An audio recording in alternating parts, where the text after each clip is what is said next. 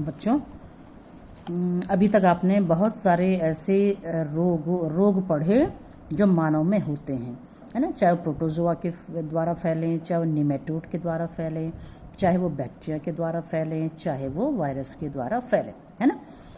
अब इतने सारे रोग बॉडी में जब फैलते हैं तो भाई क्या हमारे शरीर के अंदर ऐसा कोई सिस्टम है जो इन रोगों से लड़ने की क्षमता रखता हो, है बच्चों। तो ऐसे ही हमारे शरीर में एक तंत्र काम करता है बेटा, जो रोगाणुओं से हमारे शरीर की सुरक्षा करता है।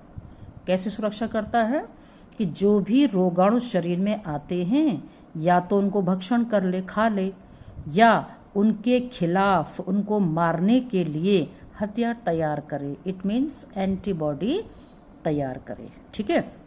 ये हमारी बॉडी की विशेषता होती है। और इस पूरे तंत्र को, जिसमें कि हमारी बॉडी रोगाणु से लड़ने में सक्षम होती है, उसको हम इम्यूनिटी कहते हैं ना। अब क्योंकि प्रत्येक जीव क्या करता है, मानव तो ऐसे तो वायु में हजारों तरह के रोगाणु होते हैं बच्चों, पैथोजन होते हैं, ऐसे बहुत से संक्रामक कारक होते हैं और रात दिन हमें इन कारकों का सामना करना पड़ता है ना। तो इनमें से कुछ ही रोगाणु, है ना।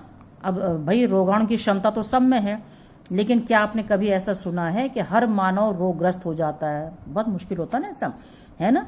क्योंकि इसमें से क्या होता है कि बहुत ही कुछ ही रोग के जो शिकार बनते हैं ना लोग, सारे लोग तो नहीं बनते। अब मान लो एक क्लास में 100 लोग बैठे हैं तो 10-12 तो शिकार होंगे रोगाणु के, बाकी नहीं होते। तो इसका क्या अर्थ हुआ? इसका मतलब ये हुआ कि मानव शरीर स्वयं ही इन पैथोजन से अपनी रक्षा करता है। मतलब शरीर हमारा स्वयं क्या करता है, अपनी रक्षा करता है। और किस कारण से करता है? तो यही जो भी रोग पैथोजन होते हैं वो जब हमारे शरीर में आते हैं तो उनके खिलाफ लड़ने की जो क्षमता है ना, वो होती है इसी सिस्टम के द्वारा, जिसे हम कहते हैं इम्यून सिस्टम, या जिसे हम कहते हैं शरीर की इम्यूनिटी या प्रतिरक्षा, ठीक है ना। तो जो प्रतिरक्षा है, नाम ही से पता लगा क्या है प्रतिरक्षा, रोगाणुओं से लड़ने की क्षमता, है ना। अब जो इम्यूनिटी होती है ना हमारे, हम कहते हैं ना कि इसकी इम्यूनिटी बहुत अच्छी है। आजकल भी आप रोज सुन रहे हैं, है ना, किसमें, कोरोना वायरस में। हम नहीं कह रहे कि भाई इम्यूनिटी अगर बहुत अच्छी है तो उन पर कम इफेक्ट हो रहा है। अब इम्यूनिटी अच्छी होने का क्या मतलब है कि आपके शरीर के रोगाणुओं से लड़ने की क्षमता बहुत अच्छी है ना। वही बात होती है, मैं हर बार उदाहरण बताती हूँ। अगर 2 तरह की सेनाएं लड़ती हैं तो एक सेना, अगर बाहरी जो सेना है वो रोगाणु की सेना है, एक सेना हमारे अंदर है ना, जो एंटीबॉडीज की है, ठीक, हथियार जो हमारे अंदर, ठीक है। तो अगर दोनों में लड़ाई होती तो कौन जीतता है लड़ाई में? जो सक्षम होता है ना, जो हावी हो जाता है दूसरी सेना पर। कमजोर सेना कौन होती है? जो हार जाती है। तो अगर रोगाणुओं से लड़ने के लिए हमारे अंदर की जो एंटीबॉडीज हैं वो पूरी तरह से उनका खात्मा कर देती हैं तो हमारा शरीर जीत जाएगा, कोई रोग नहीं होगा ना फिर तो। लेकिन अगर हमारा प्रतिरक्षा तंत्र ही कमजोर हो गया, एंटीबॉडी कमजोर पड़ गई, हथियार कमजोर पड़ गए, तो भाई बाहरी रोगाणु ही तो हमारे शरीर को अटैक करते रहेंगे और हम बीमार हो जाएंगे, ठीक है। तो ये जो इम्यूनिटी होती है जनरली मानव में 2 तरह की होती है बच्चों। क्या होती है? 2 तरह की होती है। एक होती है इनेट इम्यूनिटी। क्या होती है बच्चों? Innate immunity. इसको हम कहते हैं सहज प्रतिरक्षा। क्या कहते हैं? सहज प्रतिरक्षा। ये क्या होती है प्रतिरक्षा? ये कुछ विशिष्ट प्रकार की होती है। कैसे? क्योंकि ये जन्म के समय से होती है हमारे अंदर, ठीक है। पैदा होते ही इस तरह की प्रतिरक्षा हम में मौजूद होती है, इसलिए इसको कहते हैं सहज प्रतिरक्षा। ये जन्मजात होती है, ये याद रखो। जन्म के साथ ही ये इम्यूनिटी हम में डेवलप होती है, ठीक है। दूसरी जो होती है ना, वो होती है एक्वायर्ड। क्या होती है बच्चों? एक्वायर्ड। आप समझ रहे हैं, एक्वायर्ड मतलब उपार्जित प्रतिरक्षा। अब उपार्जित मतलब जो आपने अपने जीवन काल में अर्जित की, है ना, जो आपको प्राप्त हुई जब आप जन्म हो जाता है, तो ये प्रतिरक्षा जीवन काल में कभी भी उत्पन्न हो सकती है। तो ये प्रतिरक्षा क्या होती है? पैथोजन स्पेसिफिक होती है। मतलब इसका प्रमुख लक्षण क्या होता है? क्योंकि ये कभी भी जीवन में हो सकती है ना, जन्मजात नहीं होती है, आप प्राप्त करते हैं इसको जीवन में। क्योंकि जो भी रोगाणु होते हैं ना, ये जो एंटीजन होते हैं, इस इम्यूनिटी का प्रमुख लक्षण ही मेमोरी है। अब मेमोरी से क्या मतलब? क्योंकि इस प्रकार की प्रतिरक्षा में होता क्या है, शरीर पर जब पहली बार कोई रोगाणु अटैक करता है या रोगाणु जब शरीर के संपर्क में आता है तो हमारा शरीर रिस्पॉन्स दिखाता है उसको मारने के लिए, एंटीबॉडी बनाता है, ये तो आप जानते हो ना। लेकिन पहली बार जब रोगाणु शरीर में आते हैं ना बच्चों, तो हमारा शरीर जो एंटीबॉडी बनाता है, प्रतिरक्षी एंटीबॉडी मतलब प्रत्यक्षी बनाता है, तो आपको मालूम है वो प्राइमरी रिस्पॉन्स होता है, उसका पहला रिस्पॉन्स, और वो बहुत ही लो इंटेंसिटी का होता है। लो इंटेंसिटी का मतलब क्या हो गया बच्चों? कम तीव्रता वाला। मतलब पहली बार जब रोगाणु शरीर में आया तो हमारा बॉडी उसके प्रति एंटीबॉडी बनाएगा ना, तो बहुत कम एंटीबॉडी उस वक्त बनती है, और ये प्राइमरी रिस्पॉन्स कहला। ये रिस्पॉन्स दिया हमारी बॉडी ने पहली बार उस जीवाणु के प्रति या उस रोगाणु के प्रति कि वो एंटीबॉडी बनाने लगा, ये प्राइमरी रिस्पॉन्स हुआ ना। लेकिन वो बहुत धीमी गति से बनता है, तो उसको लो इंटेंसिटी कहते हैं, कम तीव्रता की प्राथमिक अनुक्रिया कहते हैं। लेकिन जब यही रोगाणु दोबारा जब संपर्क में आएगा बॉडी की, तो अब देखो मेन लक्षण देखो इसका, मेमोरी मैंने कहा ना, तो अब शरीर में इसी रोगाणु दोबारा आया ना ये रोगाणु, तो इसकी मेमोरी बनी हुई, स्मृति बनी हुई है देखो बॉडी में, है ना। तो हमारी शरीर की कोशिकाएं समझ जाती है तो पहले भी आ चुका है, तो उनकी मेमोरी है, स्मृति इसका प्रमुख लक्षण, इसीलिए हम कह रहे हैं। तो अब जब जैसे रोगाणु आया तो अब हाई इंटेंसिटी, अब सेकेंडरी रिस्पॉन्स होता है, बहुत ही मुख्य। सेकेंडरी रिस्पॉन्स में क्या होगा कि पहले से उसकी मेमोरी में याद है कि पहले भी आ चुका है, तो बस उसको कुछ भी नहीं करना, सोचना भी नहीं है, सीधे एंटीबॉडी बनाने लगना है। तो इतनी तीव्रता के साथ अब एंटीबॉडी बनती हैं, तो वो क्या होता है, बहुत ही उच्च तीव्रता की सेकेंडरी या द्वितीयक प्रतिक्रिया होती है, उच्च तीव्रता वाली होगी, बहुत जल्दी जल्दी बनेंगे, है ना। तो इसलिए ऐसा क्यों हुआ भाई? क्योंकि भाई शरीर को प्रथम संपर्क की स्मृति याद है ना, पहले आ चुका उसको स्मृति याद है, तो इसीलिए जो उपार्जित प्रतिरक्षा होती है ना बच्चों, ये जीवन के काल में कभी भी हो सकती है, और इसमें प्रमुख लक्षण क्या है कि मेमोरी बनी रहती है उसकी। ठीक हो गया। तो ये तो थी सिंपल दो तरह की प्रतिरक्षा, इन्नेट जो जन्मजात है, उपार्जित जो आपने अपने जीवन में अर्जित की। अब क्या होता है ना बच्चों, एक चीज और आती है, आप कहोगे जब अगर हमारा प्रतिरक्षा तंत्र इतना मजबूत है तो हम बीमार क्यों पड़ते हैं, क्यों हम में इतने प्रकार के रोग हो जाते हैं ना। तो हमारा शरीर वैसे तो इन रोगाणुओं से रक्षा कर रहा नहीं कर रहा भाई, जिसका इम्यून सिस्टम कमजोर होगा वही तो शिकार बनेगा बीमारी का। तो इसके लिए अब आप ये भी हम देखते हैं कि ये रोगाणु, ये पैथोजन कहाँ से जाते भाई हमारी बॉडी में? क्या हमारी बॉडी में इनको रोकने वाला कोई नहीं? सीधे पहुंच जाते कोशिका में? बिल्कुल नहीं, ये सीधे नहीं जाते हमारे शरीर के अंदर। इनको रोकने के लिए हमारे शरीर में कुछ बैरियर होते हैं बच्चों। बैरियर समझते हो? बाधा, रोध, अवरोध। तो ऐसे बहुत से बैरियर होते हैं जो इन रोगाणुओं को पहले तो शरीर में जाने से रोकते हैं। तो वो बैरियर कौन से हैं, है ना, कौन सी हैं वो बाधाएं जो इन रोगाणुओं को घुसने नहीं देती शरीर में, फिर भी वो घुस जाते हैं अंदर तक। तो ऐसे हम बैरियर के बारे में पढ़ते हैं कि स्वाभाविक हम में ऐसे बैरियर होते हैं जो इन सूक्ष्म जीवों को रोकने का काम करती हैं। पहले प्रकार के बैरियर आते हैं फिजिकल बैरियर। क्या आते हैं बच्चों? फिजिकल बैरियर्स, है ना। इनको कहते हैं शारीरिक रोध। क्या कहेंगे इनको? शारीरिक रोध। अब जो ये फिजिकल बैरियर होते हैं ना बच्चों, इसमें आती है हमारी त्वचा, स्किन। अब आपका क्या स्किन? बिल्कुल स्किन, क्योंकि जो स्किन होती है ना भाई, कहाँ से जाएगा रोगाणु हमारे शरीर के अंदर? कहीं ना कहीं से तो रास्ता मिलेगा तभी तो जाएगा। तो वास्तव में जो फिजिकल बैरियर हो, शरीर की जो त्वचा है, ये फिजिकल बैरियर का काम करती है। ये रोगाणुओं को, माइक्रोस्कोपिक ऑर्गेनिज्म को आपके शरीर में जाने से रोकती है। तो ये एक मुख्य जो आपका शारीरिक रोध है ना, ये मुख्य जो है क्या होता है, अवरोधक होता है। तो इसमें केवल आपकी त्वचा ही नहीं आती है ना, आपके क्या क्या आते हैं इसमें? आपका श्वसन तंत्र जो है ना, ये आपका गैस्ट्रोडर्मिस, जो आपका अंदर ये गैस्ट्रोवेस्कुलर कैविटी होती है ना, आहार नाल, है ना, ये यूरिनोजेनिटल सिस्टम, इसको जो ये नलियां, जैसे मैं कहूँ ये श्वसन पथ है, तो भाई इसके सबसे अंदर की तरह एपिथेलियम स्तर होता कि नहीं होता है? या ये जनन रास्ता है, तो यहाँ भी अंदर की तरह एपिथेलियम होगी कि नहीं होगी, है ना। यह आपकी आंत है, तो इसके अंदर भी तो एपिथेलियम होती है। तो यही मैं बात कर रही हूँ कि ये जो स्किन है ना, या ये जो इंटेगुमेंट है ना, इसके अंदर की तरफ एपिथेलियम का स्तर होता है। तो ये एपिथेलियम जो होती है ना, ये एक तरह से जो म्यूकस कोटिंग होती है, तो ये भी जो है रोगाणुओं को शरीर में घुसने से रोकती है। तो आपकी त्वचा हो गई, आपका जो यूरिनोजेनिटल सिस्टम है, आपका जो एलिमेंट्री कैनाल का सिस्टम है, या आपका जो रेस्पिरेटरी ट्रैक्ट, जहाँ जहाँ रास्ता जा सकते हैं ना जीवाणु, तो ये एपिथेलियम इनको अंदर जाने से रोकती है। ये मतलब मेरे कहने का, ठीक है। त्वचा रोक सकती है, अगर चले भी अंदर मुंह के रास्ते तो आपका श्वसन तंत्र इसको रोकेगा, या आपका आहार नाल का जो अंदर की पिथिल ये इसको रोकने का काम करती है। तो ये कहलाता है शारीरिक रोध, फिजिकल बैरियर। तो ये रोगाणु को जाने से रोकता है। अगर चले भी गया ना अंदर, चला भी गया अंदर, तो ये रोक रहे हैं अभी भी उसको, है ना। तो ये हो गया आपके फिजिकल बैरियर। दूसरे प्रकार के आते हैं फिजियोलॉजिकल बैरियर। क्या है बच्चों? फिजियोलॉजिकल बैरियर, है ना। ये फिजिकल थे, शारीरिक, और ये है कार्यकीय रोध। कार्यकीय रोध। अब कार्यकीय रोध क्या हुआ भाई? यहाँ पर कोई मतलब लेयर नहीं है, कोई लेयर नहीं है जो रोके। यहाँ पर क्या होता है? कार्य मतलब जो कोशिकाएं काम कर रही हैं। आपने देखा जैसे HCl होता है, अम्ल होता है ना आपके स्टमक में, आपकी लार होती है, आंखों के आंसू होते हैं। क्या आपने देखा कि ये भी तो रोग जनों की वृद्धि को रोकते हैं? तो HCl हो गया आपका, हाइड्रोक्लोरिक अम्ल जो स्टमक में होता है, गैस्ट्रिक ग्लैंड से निकलता है, सैलिवा निकलता है जो सैलिवरी ग्लैंड से निकलता है ना।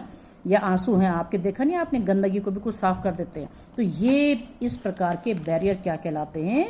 Physiological barrier. तो ये भी इन रोगाणु को शरीर में जाने से रोकते हैं। क्लियर हो गया ना। तीसरे प्रकार के आते हैं बच्चों सेलुलर बैरियर। क्या आते हैं बच्चों? Cellular barrier. अब सेलुलर बैरियर क्या है? कोशिकीय रोध। कोशिकीय रोध, अब नाम से लग रहा है कोशिकीय, मतलब कोशिकाएं यहाँ पे भाग लेंगी, नाम से लग जाता बच्चों। कार्य की मैंने कहा तो कार्य जो हो रहे शरीर में, मतलब है ना। शारीरिक मैंने कहा फिजिकल, तो भाई जो लेयर है ना। तो कोशिकीय मतलब सेल। अब सेल तो बहुत ही आसान है, ये वाली जो आपका बैरियर होता है। आपने श्वेत रक्त कणिकाएं सुना है ना। तो श्वेत रक्त कणिकाएं जो आपकी होती हैं, है ना, या आपकी जो मोनोसाइट होती हैं, या आपकी जो लिम्फोसाइट होती हैं, सारी पता तो आपको ही है ना, या आपकी जो मैक्रोफेजेस होती हैं, ये सब रोगाणु का भक्षण करते हैं कि नहीं करते हैं? तो व्हाइट ब्लड सेल जो भी हैं, चाहे वे न्यूट्रोफिल हैं, बेसोफिल हैं, है ना, इओसिनोफिल हैं, आपके मोनोसाइट हैं, लिम्फोसाइट हैं, जो भी हैं सब, है ना, न्यूट्रोफिल, लिम्फोसाइट, मोनोसाइट, मैक्रोफेजेस, ये सब के सब मैक्रोफेजेस का नाम है भक्षकाणु। ये रोगाणु को भक्षण करते हैं। तो ये भी तो एक बैरियर है ना। अगर पहुंच भी गया अंदर तो ये भक्षण करने में सक्षम है। ठीक हो गया। तो ये कहलाते हैं सेलुलर बैरियर, मतलब कोशिकाएं बैरियर का काम कर रही हैं। ठीक है। चौथे प्रकार का जो बैरियर आते हैं वो है आपको साइटोकाइन। क्या बच्चों? साइटोकाइन बैरियर, है ना। साइटोकाइन है वो, हाँ, साइटोकाइन बैरियर। अब साइटोकाइन बैरियर क्या हुआ? साइटोकाइन थोड़ा सा अंदाजा लग रहा है, ये सेल से ही संबंधित है, साइटोप्लाज्म से संबंधित है, लग रहा है इससे अंदाजा। साइटोकाइन, इसमें क्या होता है ना, जब कोई वायरस क्या करता है, ये कोशिका है, ठीक है, ये बहुत सारी, मान लो ये हैं, चलिए कोशिकाएं बहुत सारी। तो मान लीजिए कोई वायरस इस कोशिका को इन्फेक्ट करता है, हो गई ये कोशिका इन्फेक्टेड, है ना। तो ये जो संक्रमित कोशिकाएं हैं ना बच्चों, ये एक प्रकार का हार्मोन निकालती हैं जिसको कहते हैं इंटरफेरॉन। क्या निकालते हैं बच्चों? एक प्रकार का इंटरफेरॉन नाम का एक प्रोटीन होता है, वैसे हार्मोन का काम करता है, होती है प्रोटीन है। तो इस प्रोटीन को निकालती हैं कौन? संक्रमित कोशिकाएं, जिनमें वायरस संक्रमित करता है। जिन कोशिकाओं को, ये स्वस्थ कोशिकाएं हैं, देखिए, है ना। तो ये जो इंटरफेरॉन होता है ना, ये बाहर निकल करके इन स्वस्थ कोशिकाओं के पास जब जाता है ना, तो इन स्वस्थ कोशिकाओं को ये इंटरफेरॉन विषाणु के संक्रमण से बचाते हैं। क्लियर हुआ? तो साइटोकाइन बैरियर क्या है?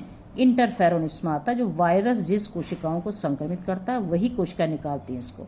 तो ये अन्य स्वस्थ कोशिकाओं में जाकर के विषाणु के संक्रमण से इन कोशिकाओं को बचा देता है। तो कहने का अर्थ क्या हो गया?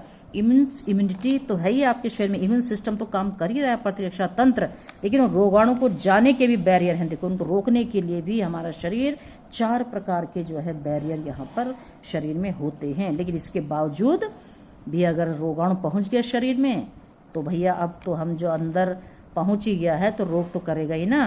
तो पहले तो इतने बैरियर उसको रोकने का काम करते हैं। आप समझ गए मेरी बात को? तो ये है बच्चों आपके क्या प्रतिरक्षा, 2 प्रकार की, सहज और उपार्जित प्रतिरक्षा। और खासकर जो सहज प्रतिरक्षा, जो रोगाणु कैसे घुसते हैं, इसके लिए हमारे शरीर में 4 प्रकार के बैरियर काम करते हैं। ठीक हो गया ना। अब जरा देखिए, अभी हम बार बार कह रहे थे ना कि भाई जो प्राइमरी और सेकेंडरी प्रतिरक्षा अनुक्रियाएं रिस्पॉन्स करता हमारा शरीर, पहली बार और दूसरी बार जो रिस्पॉन्स दिखाते हैं ना, आपको मालूम है ये रिस्पॉन्स किसकी वजह से होता है? तो हमारे इम्यून सिस्टम में दो मुख्य प्रकार की कोशिकाएं होती हैं बच्चों, है ना। इनको हम कहते हैं लिम्फोसाइट। यही तो है आपकी प्रतिरक्षा तंत्र की मुख्य कोशिका, यही हैं जो आपके रोगाणु से बचाती हैं, लिम्फोसाइट।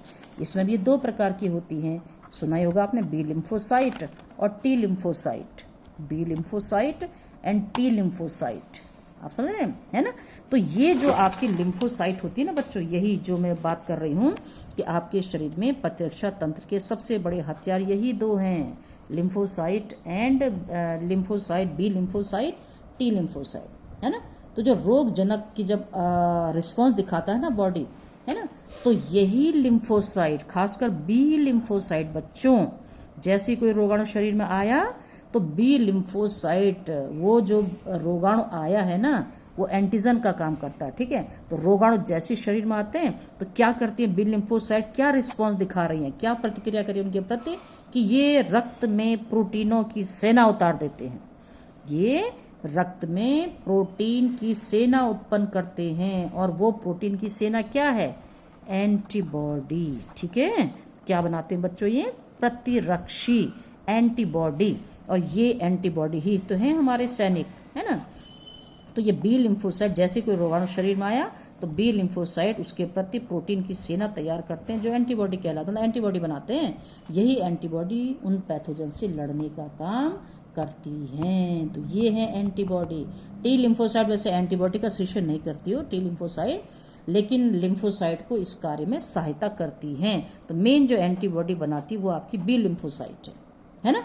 अब लिम्फो जो एंटीबॉडी होती है, कई बार आता है बोर्ड में कि एंटीबॉडी की संरचना का चित्र बनाइए, एंटीबॉडी की संरचना का चित्र बनाइए। तो ये देखिए आप जरा यहाँ पर, ये है एंटीबॉडी, या आता ही वाला बहुत बार पूछा गया है ना।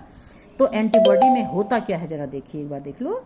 एंटीबॉडी यदि हम देखें तो इसमें 4 पॉलीपेप्टाइड चेन होती है बच्चों, देखो 1 2 3 4, तो कितनी चेन आपको दिख रही हैं, 4 पॉलीपेप्टाइड की श्रृंखला। पॉलीपेप्टाइड समझते हो ना, अमीनो अम्ल मिल के ही तो पॉलीपेप्टाइड बनाते हैं। प्रोटीन क्या होते हैं भाई, पॉलीपेप्टाइड चेन ही तो हैं। तो एंटीबॉडी भी तो एक प्रोटीन है, एंटीबॉडी भी क्या है, प्रोटीन है। तो इसमें 4 पॉलीपेप्टाइड श्रृंखलाएं होती हैं, उसमें दिख भी रहा है आपको चित्र में, 2 होती हैं छोटी और 2 होती हैं बड़ी। तो 2 छोटी और 2 क्या होती हैं, बड़ी। तो ये छोटी वाली लाइट चेन्स होती हैं, ये देखो, है ना। और ये हैवी चेन्स होती हैं, बड़ी वाली क्या होती हैं, हैवी चेन्स होती है ना। तो एंटीबॉडी को L2H2 के रूप में भी दर्शाते हैं, है ना, L2H2, ठीक है। मतलब L2 क्या हुआ, अब आप कहोगे L2 क्या हुआ, L2 light chain, H heavy chain. तो लाइट चेन 2 हैं, हैवी चेन भी 2 हैं, तभी तो इसको L2H2 के रूप में दर्शा रहे हैं। और मानव में, खासकर मानव रक्त में कौन सी एंटीबॉडी होती है बच्चों, आपको मालूम, IgA। अब आप कहोगे IG क्या हुआ, इम्यूनोग्लोब्युलिन, क्या है ये, इम्यूनोग्लोब्युलिन एंटीबॉडी होता है। एंटीबॉडी A, IgM, ये देखो IgM, है ना, IgE, है ना, और IgG, ये एंटीबॉडी हमारे शरीर में मिलती हैं। तो ये एक तरह से ह्यूमोरल इम्यून रिस्पॉन्स इसको कहते हैं, है ना, तरल प्रतिरक्षा अनुक्रिया। तरल मतलब अरे रक्त में तो हो रहा है तरल, है ना, प्रतिरक्षा मतलब इम्यूनिटी अनुक्रिया में रिस्पॉन्स दिखा रही है जो, है ना। तो ये जो अनुक्रिया होती है ना, इसको सेल मीडिएटेड इम्यूनिटी कहते हैं बच्चों, cell mediated immunity, CMI, full form भी आता कई बार, सेल मीडिएटेड इम्यूनिटी क्या हुआ, CMI, C for sale, M for mediated, I for immunity, ठीक है। तो लिम्फोसाइट CMI का माध्यम बनते हैं। अब लिम्फोसाइट भाई कोशिकाएं तो हैं, तभी तो इसको सेल मीडिएटेड इम्यूनिटी बोल रहे हैं। कोशिका तो है ये, कोशिका माध्यित प्रतिरक्षा अनुक्रिया बोलते हैं इसको, ठीक है, CMI। तो लिम्फोसाइट ही CMI का माध्यम है ना, आप समझ रहे हैं। तो आपने देखा होगा कि कभी कई बार वृक्क का हम जो है ट्रांसप्लांट करते हैं, या आंखों में उसका कॉर्निया का या लिवर का, जब ये कार्य करना बंद कर देते तो इनका प्रतिरोपण किया जाता है कि नहीं किया जाता है ना। और उसके लिए डोनर की आवश्यकता होती है। तो जब डोनर को ढूंढा जाता है ना, और जब हम प्रत्यारोपण करते हैं, ट्रांसप्लांटेशन करते हैं, तो सबसे पहले इसलिए ऊतक मिलान किया जाता है, रक्त मिलान किया जाता है, आप समझ रहे हैं, है ना। क्योंकि उस वक्त रोगी को जो है ना क्या देते हैं मालूम आपको, इम्यूनो सप्रेसिव लेने पड़ते हैं। अब यहाँ पर एक टर्म है इम्यूनो, प्रतिरक्षा निरोधक, देखो प्रतिरक्षा तो समझ गए इम्यूनिटी, लड़ने की क्षमता। अब निरोधक जब हम कह देते हैं सप्रेसर मतलब दबाने वाला, मतलब प्रतिरक्षा को दबाने वाला। अब आप कहोगे ये क्या बात हुई? देखो हम किडनी को जब ट्रांसप्लांट करते हैं ना, हमारे शरीर में जब दूसरे की किडनी आती है तो पता है आपको, हमारी बॉडी इसको दुश्मन समझती है, इसको बाहरी कण समझती है, फॉरेन पार्टिकल है, एंटीजन समझती है, और इसी किडनी के प्रति वो क्या करती है हमारी बॉडी, एंटीबॉडी बनाती है। तो एंटीबॉडी बनाएगी तो नष्ट हो जाएगी ना, किडनी को स्वीकार ही नहीं करेगा शरीर, वो तो उसको सोचेगा कि ये कोई बाहरी चीज है, तो उसको इम्यूनिटी जब एंटीबॉडी बना देगा तो इसको नष्ट कर देगा। एंटीबॉडी तो नष्ट करती है एंटीजन को या बाहरी पार्टिकल को या दुश्मनों को या बाहरी कण को, ठीक है। तो अब क्या करा, ट्रांसप्लांट तो करना है, तो कैसे किया जाए? इसीलिए इम्यूनो सप्रेसर दिए जाते हैं ऐसे लोगों को जिंदगी भर। इम्यूनो सप्रेसर मतलब जो इम्यूनिटी को दबा देते हैं, मतलब ये हमारी कोशिकाओं को ये एंटीबॉडी नहीं बनाने देते। तो एंटीबॉडी नहीं बनेंगी तभी तो हमारा शरीर स्वीकार करेगा इस किडनी को। तो सप्रेस में दबा देना। तो ये जो दवाइयां होती है ना, ये इम्यूनो सप्रेसिव होती है, मतलब एंटीबॉडी नहीं बनाने देती हैं सेल को यहाँ पर, ताकि ये इसको नष्ट न कर दें। तो जिंदगी भर इम्यूनो सप्रेसर लेने पड़ते हैं ऐसे लोगों को, है ना। तो जो सेल मीडिएटेड इम्यून रिस्पॉन्स होता है ना, प्रतिरोधक अंग को वो अस्वीकार करने में सक्षम होता है, तो अस्वीकार भी कर देता इस अंग को, है ना। तो इसलिए एंटीबॉडी ना बनने दी जाए तो भैया स्वीकार कर लेगा हमारा शरीर। क्लियर हो गया बच्चों? तो ये था मतलब थोड़ा सा एंटीबॉडी की संरचना कैसी होती है, तो ये बोर्ड में पूछा जाता है ये चित्र। ठीक हो गया? तो इतना ही आज के लिए। ठीक, तो कल हम पढ़ेंगे और इम्यूनिटी के बारे में, एक्टिव और पैसिव इम्यूनिटी क्या होती है, सक्रिय प्रतिरक्षा क्या हुई, निष्क्रिय प्रतिरक्षा क्या है। ठीक है बच्चों?